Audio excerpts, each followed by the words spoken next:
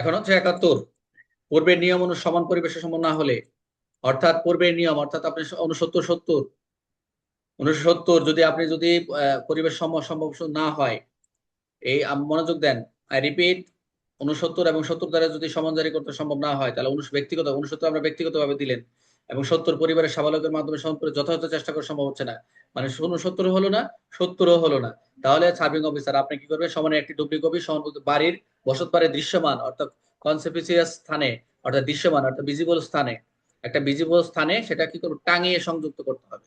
এরপর আইন অনুযায়ী সমান যথাযথ পরিবেশন বা যথাযথভাবে জারি হয়েছে বা এক্সিকিউশন হয়েছে, সমান এক্সিকিউশন হয়েছে বলে গণ্য হবে। আই রিপিট, 69 এবং 70 দ্বারা যদি যদি আপনি কোনোভাবে যথাযথ চেষ্টা করে কোনোভাবে না পান, তাহলে সে একটা ডুপ্লিকেট কপি সমান জারি সেই বাড়ির বসত বাড়ির দৃশ্যমান ভিজিবল একটা স্থানে টাঙিয়ে জারি করাই সেটা কি হবে, আহ সেটাই এই সমান যথাযথ পরিবেশন বা যথাযথ জারি হয়েছে বলে গণ্য হবে।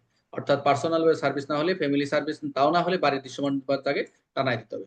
উদাহরণ কি, করিম নামের একজন নামে আদালত সমন জারি করেছে, কিন্তু পুলিশ তার বাড়িতে গিয়ে তাকে পায়নি, পরিবার প্রাপ্তবয়স্ক সদস্য পাওয়া গেল না, এই ক্ষেত্রে এই অবস্থায় পুলিশের বাড়ির প্রধান দরজার সামনে একটি কপি টানিয়ে দিতে হবে।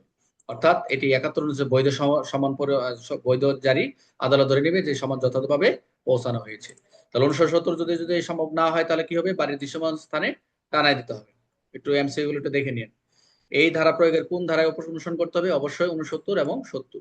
বাড়ির কোন অংশ টানাতে হবে, দৃশ্যমান ও স্পষ্ট স্থানে, ভিজিবল স্থানে।